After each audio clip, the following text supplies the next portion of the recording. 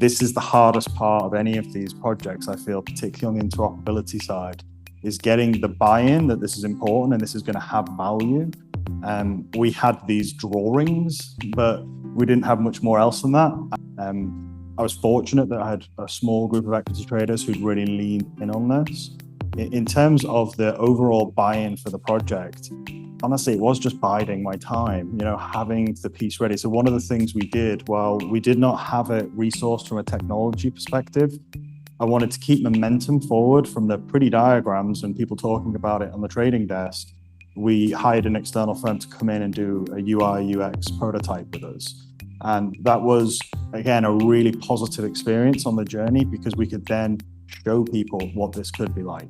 And we showed that to a lot of people across equity trading, but we also shopped it around to different areas of trading so they could see and opine. And that helped again on the management conversation.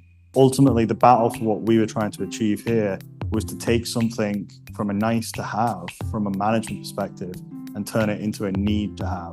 2019 is when we started designing this thing, and it's not finished yet. These aren't even all of the widgets, and we have other pieces that are being built. But the actual build and connectivity part that Interop helps support was around 4 or 5 months. And I've had many years of transformation experience.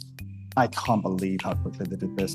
If it's not become apparent yet, I'm on the business side. I'm not a technologist. We have Nick over here. If there's any tech questions, but I'm still stunned at how quickly they were able to do this and bring this to life. It's interesting that of the 3 or 4 vendors I've seen in that space, 3 of them are FTC3 compliant. So we're seeing the newer startup-ier ones that are trying to fill gaps in the market. They're understanding that one of the core values that they can offer, especially firms like ourselves that are already Interop clients, is an ability to integrate quickly.